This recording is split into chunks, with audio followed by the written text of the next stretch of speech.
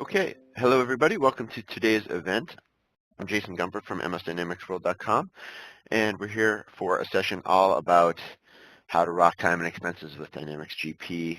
Our presenter today is a new presenter for us, Austin Mayse, Account Executive at Journyx. It's great to have Austin with us today. And as we get started, I just want to remind folks we do welcome questions from you, and I know Austin's looking forward to taking as many as he has time for during and after the session. So please definitely enter those questions at any point as the session goes, and we'll definitely get to all of them. So without any further delay, I'm happy to welcome Austin to start things off.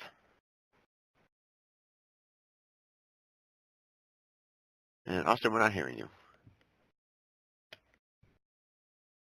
Hi there, Jason. Thank you so much for having me. Welcome. Yep. Yeah, I've got myself unmuted on the software, but on my actual headset had a nice button that I pushed. But anyway, like Jason said, we're here to talk about how to rock your time and expenses with GP. And really what that means is that we're going to go over the importance of tracking time, why we do it, and what are the common impediments that we face when trying to do so. So, it's a great idea to track time, but then there are challenges, as with anything, on the back end. And we'll go through that and discuss how to overcome those. So I'm a little bit about myself. I live outside of Austin, Texas. Journyx is based in Austin, but I live about 45 miles outside of town. We can see that there's my dog, Petey. That's about a quarter mile from our house out in the country. I'm on the volunteer fire department out in Thorndale, where I live, and I also play in a rock band based out of Austin. So, speaking of rock and roll, I do that as well. But I've been with Journyx for about 7.5 years now, and we've been working on solving complex time and expense tracking needs for customers for the past 30 years. So a lot of experience in the house. I will also be at the Nashville Summit for, GPUG, NABBA, AXUG, all the different user groups will be there for their summit. Next week in Nashville, I'll be at booth 772. We're going to host a happy hour at 4:30 on Thursday. So if anybody's attending, be sure to stop by. We'll also be raffling off an Epiphone Master-Built acoustic guitar. So be sure to come say hi, and we can meet in person. But now we get to the main point of the presentation. Why is time tracking essential in the first place? Why is it important to track time to projects and different tasks? Well, project cost accounting. This is the main reason that Journyx is in business now. And this philosophy can translate to any company, even if you're not using Journyx. If you're using a time tracking system, all of these principles will apply to you. And if you're not, then maybe it'll give you some ideas on what you could get out of a system if you were to change to that. But basically, with project cost accounting, our main goal is to understand how much time and money we're spending on each project. And this helps us understand our costs and which projects are broken. So a lot of our customers use our software, and a lot of customers out there use time and expense tracking software to identify which projects are at risk and fix them before they are failed projects. And so you can look at all of your different projects and understand where they are. And similar projects should follow similar patterns, and you can only get that by tracking.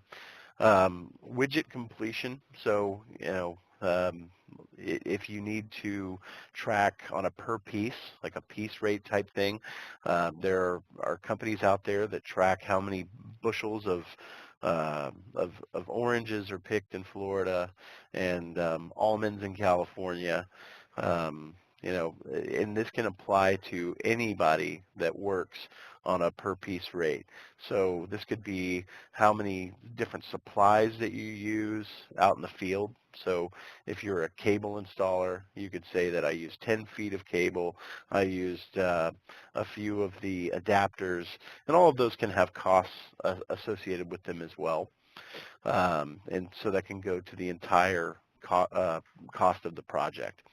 Now, grants management is for nonprofits. Not only do uh, companies that are for-profit track their time and expense, but also nonprofits do. It's important to understand where that money comes from. So if there are different funding sources that need to be used, you could track back to that and the specific grants that you are using to perform the work.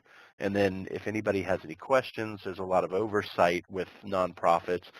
All of the data is there to report on. And, it makes things a lot easier. And of course, better project estimates can come from your project cost accounting. And of course, that means more profitability. And then a good example of this is the airline industry. For the most part, barring any exceptions or special circumstances like weather, they can tell you, give or take within 10 minutes, when you're going to land 2,000 miles away.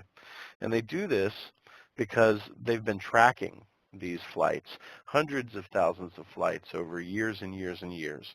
So they understand not only the distance of the trip, but how air pressure, wind speed, weather, and all these other things can contribute to the flight time.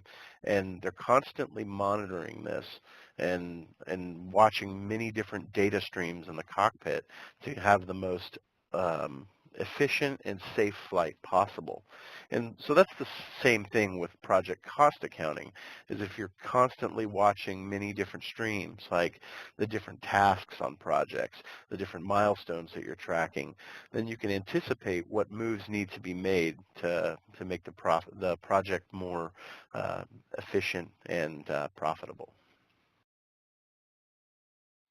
Another reason that we track time and expense are for payroll cost allocations.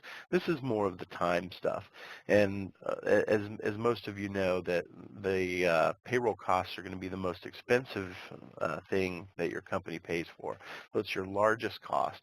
So of course you want to have that allocated in the GL, and you want it there to be able to put together accurate reports and planning. So track it so that you can plan for the future. Client billing. So when you work on projects that are billable by the hour, if you're an advertising firm and you're working on a radio ad and then you switch over to a TV ad for a different client, you can understand how much time you're spending on each client, and then you can bill for what you've tracked. If you don't track it, it doesn't exist. It's more of just an estimate. And then if in that case, you could be shorting yourself quite a bit of billable revenue. Now,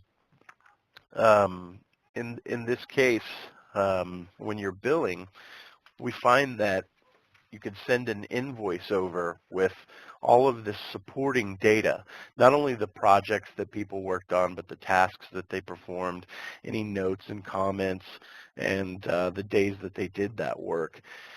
And that actually helps expedite the accounts receivable process, because it just eliminates a lot of questions when you can run an authoritative report that shows exactly where this invoice is coming from. Another one is leave management. So you need to track time for leave and keep accurate balances so your people understand where they are. You can track for compliance, whether your state or municipality has different required leave. I know California's got different rules and than Texas, and then there are some even cities that have different rules for these sorts of things. Being able to track all of your time, not just project work, but this paid time off and internal work, definitely helps ensure that you're following those laws. And of course, your liability posting, all of that unused time that is eventually going to need to be paid out to employees. Regulatory compliance is another big reason why we track time. Affordable Care Act, the SOX, DCAA.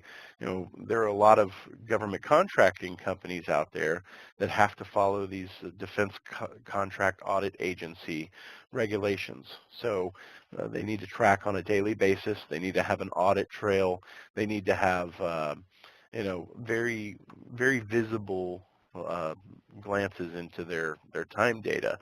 And so, if anybody's ever been audited, and we can look over here at, I'm not sure who put the Godfather on my slide, but that's pretty funny.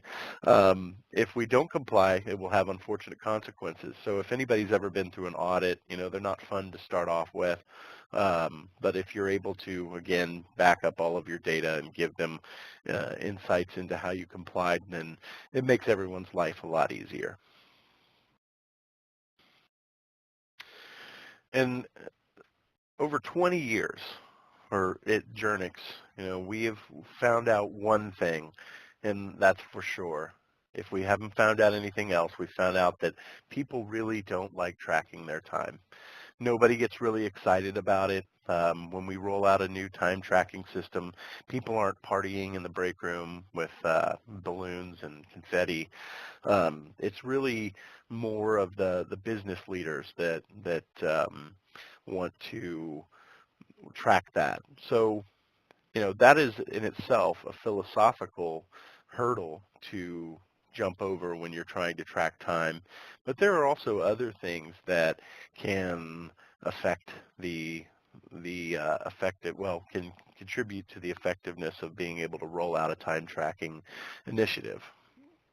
And we actually partnered with MS Dynamics World last year, and we did a survey on GP users and how they use time and expense tracking and what the challenges are in collecting that data. So we found out that the top 4 challenges were getting timesheets submitted on time, being the timesheet police, correcting bad data and fixing broken timesheets, so making corrections on the back end, getting that data from the time tracking software into other business systems. So not just GP, but project tracking systems, HR systems, all kinds of different business tools that you need to be able to integrate with. That's one of the big problems with systems is if they don't set it up properly, but it's not going to transfer that data accurately, and it can add to quite a bit more manual work. And then another problem that we've seen is that, and I've experienced this firsthand, where one system is for tracking time, one's for requesting time off, and another one's for tracking expenses. So you have to jump between 3 different systems as an end user to get this stuff all figured out and submitted. Now, if you forget your password on one of them, then great. You're going to have to figure out what that is, and it just adds another step to trying to get all this data. And if you have one system that combines all of that, it just makes it easier for folks. But we've broken this down to get more in depth on each of these challenges and how to address them. And so this challenge 1, getting timesheets submitted on time. Basically, the best way to do this, to keep your managers from being timesheet police, we want to provide multiple options for the end users. So, as we move forward, we've gotten to a mobile workforce, and mobile apps are taking over. If we look back when Facebook and MySpace and all the social media apps came out, it was all web-based, and nobody had a problem going to the website to do their interactions. Then as the smartphone advanced, everybody started using apps, and more of the heavy lifting was done on the desktop. So if you needed to upload albums of photos with captions, you probably wanted to do that on a desktop, and then just your lightweight interactions on the app. Well, now we're seeing a shift towards the app taking precedence, where people just want to enter their time on apps, and then there's some people that still want to do that on a web browser. So it's important to have different options for people so that they can work in the way that they want to work. So if they are a mobile person, they can use the mobile app. If they prefer to just do it while they're sitting at their desk, they can do that as well. So providing them with different options gets them, it's more convenient for them and makes it more likely that they will uh, submit their sheets on time. Email reminders, manager notifications. And you want to have a system that's set up that has the ability to do some of this stuff automatically. So you're not calling people, you're not manually emailing them. You can set up scheduled reminders. So for instance, I work on a timesheet. I submit one every week. Go figure. At Journyx, we do eat our own dog food. So every Friday, I get at 2 p.m., I get an email reminder saying it's time to submit my timesheet. And then on Monday, if I haven't done it yet, I get one reminding me that it's late. And then by Tuesday, not only am I getting another email, but my manager is also directly emailing me saying, Austin, we're kind of a time tracking company. You should probably submit your timesheet. And so there are lots of different ways to set up reminders, but most of the time I get that on Friday. I go in, put in my time, and nobody else has to hunt for me. And of course, data entry compliance tools, that goes right in with being able to run the reminders. You should be able to run reports and see at a glance the status of all the different sheets, and you should be able to notify people ad hoc. So, giving people many different options and then notifying them and making them aware and then checking on that. Those are some ways to help get the timesheets submitted on time. And when companies implement these practices, we notice that they do see a spike in, compliance rather than late timesheets. The next challenge that we face is correcting bad data and fixing broken timesheets. Now, this is where your team is going to spend a lot of time fixing things that are, could be simple or might not be, but basically, because nobody likes to track time, we want to keep it simple. But if we put data validation tools on the front end to catch the common mistakes and make sure that everything works the right way on the front end, then that's going to reduce time on the back end spent correcting the data and trying to fix that. Flexible approval workflows should be a part of any system so that you could send the sheets and the data to the correct managers, and they can do the approvals and make sure that everything is accurate. You don't need to have one person or two people approving everybody. You could set up different workflows, and you should be able to send it through a chain of command. So it could start out at level 1 and go to a different level, and then ultimately at the final approval.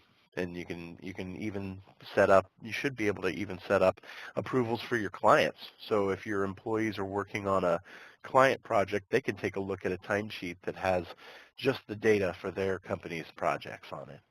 So lots of flexibility there helps with the broken timesheet process. Prior period correction.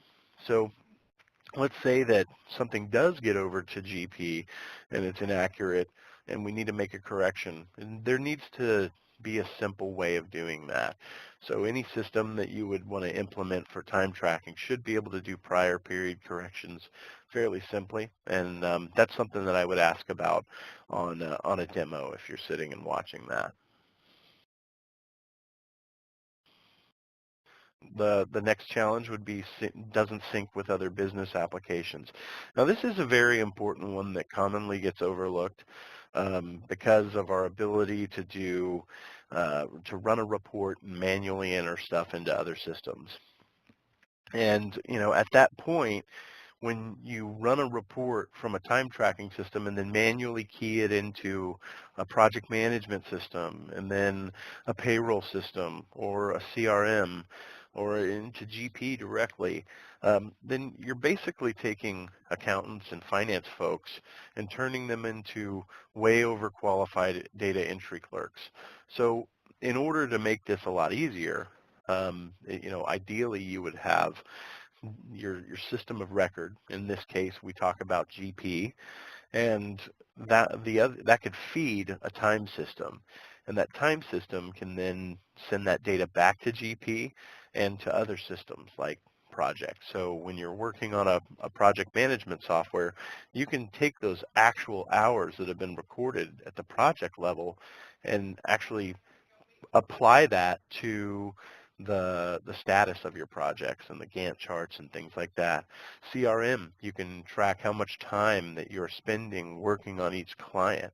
So sometimes there are customers that are support that are burdens on the support department, and that makes them less profitable than other clients that don't really call in that often, and when they do, it's a simple fix. So you can understand not only which types of projects internally are more profitable than others, but which customers are more profitable than others, which ones you want to focus on growing, and which ones can afford to stay at status quo for a while.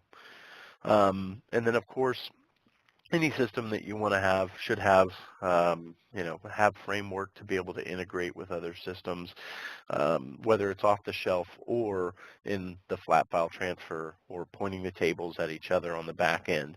But basically, um, you know, there are many different systems out there, and I know Journyx, for example, we've integrated with systems that were even homegrown. So somebody designed their own software and wanted us to take that time and put a transfer in there. That's how open a system needs to be, is to be able to send that data wherever you need it to go, because all of there's so many different companies out there and no two are identical. And so you want that flexibility to be able to consume that data wherever you need it. What's the point of having the data if you can't use it easily?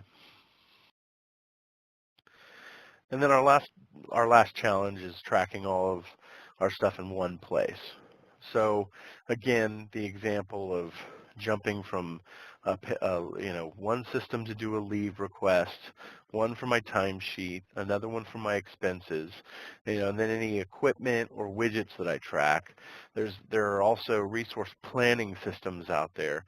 There's just lots of different things that you would have to jump from system to system for. But there are systems out there, and Journyx included, that can do all of this in one place. So, not only can your people track time to the projects they've been assigned to and track any expenses that come up while they're working on that stuff, but then managers can also go in to a resource planning mode and see who's available to work on what and when. And that really takes the idea of project cost accounting to the next level. Once you're tracking your time, you're tracking your expenses and leave requests, then you can take that to the next level and optimize resources across competing projects. So you don't have to worry about crew-based entry either. So if you were to have a team of people that's working on a project, but none of them have smartphones or go up to computers, or you just don't want them to have to do that, the crew chief can go and pick out everybody, assign their time, and move on. So there are lots of different ways to, lots of different data. And the more that you can combine in one place, the easier it gets for people, the less confusing it is, the more tied together all that data is, and the more actionable it is. So get all of that stuff in one place. And like I've said, all of this stuff that we've talked about, we can do through Journyx, but more importantly, just as something to think about, this is the power of tracking time and some of the different obstacles that you would face. And really, that's really the gist of what I wanted to present today. I don't have any more slides. I kind of went through it pretty quick, but I'd love to open it up now to any questions that you guys might have. All right, thank you, Austin. And yeah, if you have questions, please enter them into the Q&A block that you should probably see in the audience just to the right of the main presentation area. Okay, so the first question, Austin, is asking about whether you have Outlook integration. Yes, and that's a great question. We have version 11 of our software coming out, which is our next update. It's in the final testing phases, and that's really where our rock and roll timesheet stuff came from. It's an old Spinal Tap reference of it goes to 11, and so now we're about to roll that out, and it does have Outlook in it. It does have integration with your web calendars through Microsoft Online. You can basically take any of your meetings that you have and pre-populate those onto a timesheet and accept them. So, for instance, if you're one of those people that just lives off of their calendar, then you really don't have to fill out your timesheet. It's not that difficult because you're already pulling in your suggested entries from your calendar. So yes, we do integrate with the calendar. Okay, another question here asking if the flow from GP to Journyx is bidirectional. Yes, and our philosophy at Journyx is to keep GP as the system of record. We don't want to have to import data into it, and we want to have it be the system that holds all that data. So not only is it going to pull in the projects, the cost categories, pay codes, bill codes, all of that data and those objects in GP that you have will go into Journyx, and so that you don't have to manually enter them and set them up in Journyx. And then what Journyx does is it will take just the time and expense data, the hours and the dollars, and send it back over to GP. And of course, that can be scheduled to run on a regular basis. So you could schedule it to go at a certain time each day, each week, however often. Most of our clients will schedule the inbound data from GP to update Journyx, but then they'll do the transfer from Journyx to GP on demand. So they can look at that data and validate it, and then they'll push a button and it goes right over to GP. But that can be scheduled as well. All right, I want to make a final call for questions here. I have one more right now. And also, I just want to remind folks, we do have a quick survey that pops up after the session ends. Any feedback you can give us is greatly appreciated. It should only take 15 or 20 seconds to do that. So here is the next question. Do you have to use project accounting module in GP? That's a good question. And that's one that we get a lot because we talk about project accounting all the time. And, our main focus is to take these projects and make them profitable, but you do not have to use the PA module. And as a matter of fact, some people just don't like the PA module, and I'm not sure exactly why that is, but some people love it, some people don't. And we can either work with it and send that data over there, or we can be standalone and you can do your accounting and our project accounting reports in Journyx. So you do not have to have that in place to be able to use it. Okay, that appears to be the last of our questions, so we'll begin wrapping up here. Austin, thank you so much for taking the time today. Yeah. Hey, thank you for having me, and I really appreciate everybody who is sitting there and taking the time to watch this webinar, and then if they watch it later on a recording as well. We really appreciate your time. Yeah, great point. We have recorded today's event too. We'll be sharing an update on that soon. So with that, I think we will conclude today's event. Have a great day, everybody. Great. Thank you.